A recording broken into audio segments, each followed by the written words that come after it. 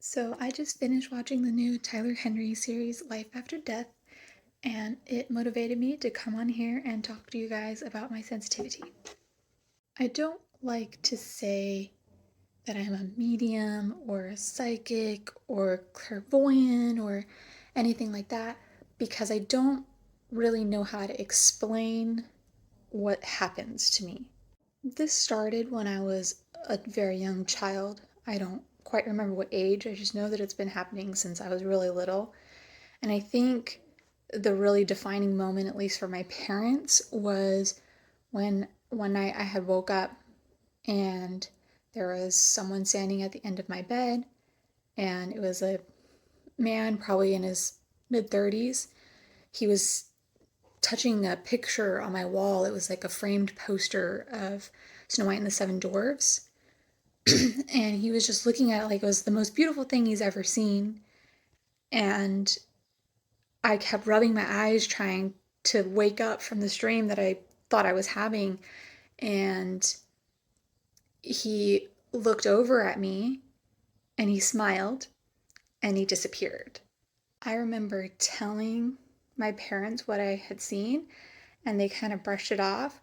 And then, like, months later, I went with my parents to a memorial, and I was too young to even understand what that was.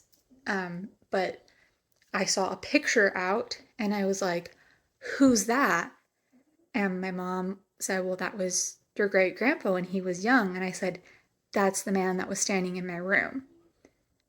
And she just started crying and she told me that Snow White and the Seven Dwarfs, had come out in his lifetime and it was one of his favorite Disney movies. And from that point on, I really realized that I could see and experience things that other people couldn't. I always felt my great grandmother around for most of my life.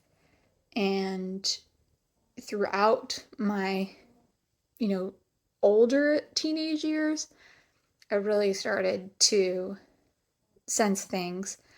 But for the majority of my life, I kind of just tried to ignore it.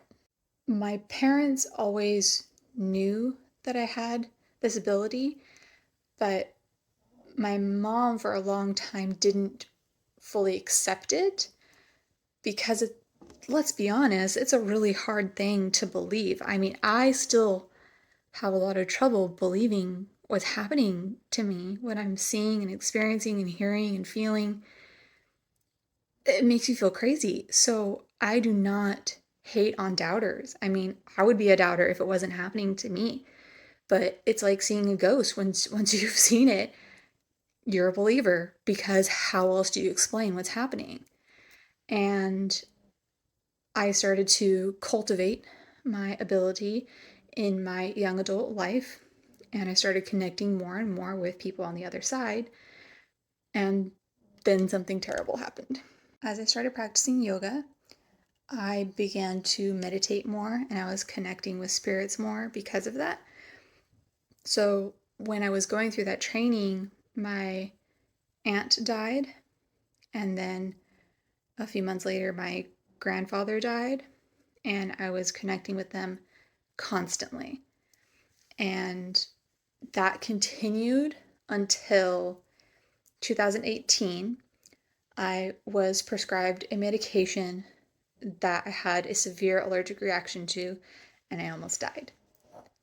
So I was in the hospital convulsing and having difficulty breathing and didn't know what was happening to me, and I was terrified. And I remember the doctor asking for the crash cart, and they wheeled it in, and I was just terrified. And I looked up at the ceiling and I saw my grandpa in the corner of the room, and he looked just as scared as I felt, and he looked sad. And all of a sudden, I shot up out of bed, like I sat up, And I just felt my heart seizing. I thought, this is it. And the doctor grabbed the crash cart, and the nurses were trying to hold on to me. And my grandpa put his hand on my chest and pushed me back down, and I started to stabilize.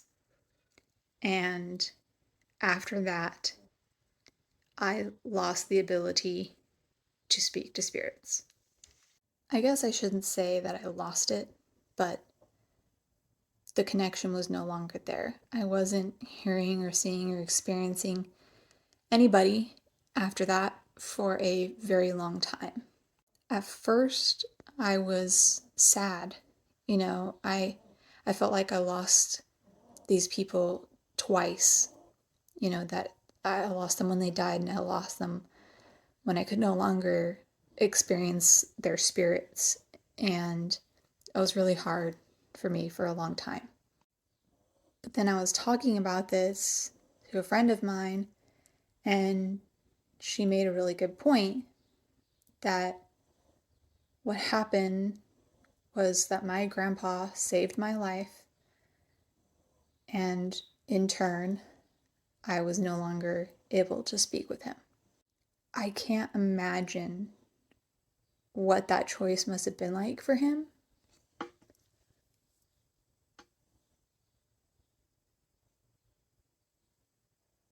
Sorry. But I appreciate his decision, and I fully believe that that's what happened. And I started to really want to talk to them again. So I was trying to open myself up. But I just kept getting warnings from the other side that, like, you shouldn't do this, you shouldn't do this. And so I started really reflecting on that and what this part of my life meant to me. Was it so important that I get it back? Eventually, I figured out that, having one foot over in the other side, that means you're halfway over there. And it's so easy to just fall completely to the other side. And with me being sick all the time and having all of these physically terrible things happening to me because of my illness, I'm already on that line. And if one foot is over there, it's so much easier for someone like me to just be pulled over. And I think that what happened was my grandpa pushed me completely out of the other side, so I could no longer have a foot over there. And since then, I have not chosen to speak with the dead. I still experience things, but when you have this ability, you're able, once you learn how to control it, you're able to ignore what's happening. Sometimes it's really difficult, but that's what I've been doing for the past 4 years. I've been ignoring spirits because I'm terrified that if I step foot over there again, that next time something happens to me, I could just be gone.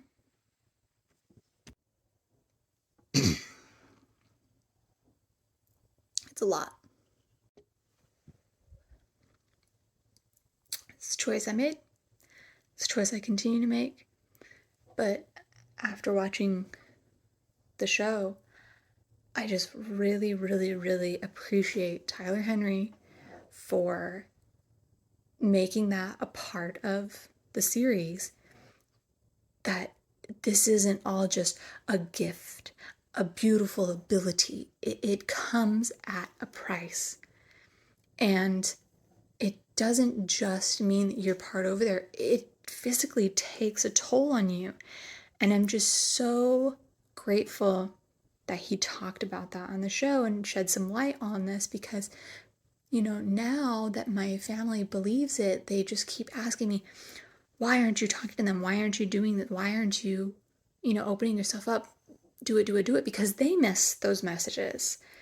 And I understand that, but I don't think that people understand what it can do to me and other people like me. And yes, having that door is something very, very special. But I am lucky to know that it even exists at all, because a lot of people will never get that opportunity. I get to know that when I do leave, I will get to be with them again, and I will have the opportunity to talk to someone who is living, because I've had that opportunity in life. And that's really special. But at this time in my living existence, I have chosen my physical care, my health, over speaking with spirits. If you have any questions, feel free to leave them in the comments and I'll try to answer them. Once again, I do not expect any of you to even believe what I have told you, but if you would like more stories about my experiences, I would be happy to share them. Just drop a comment and let me know. Love you.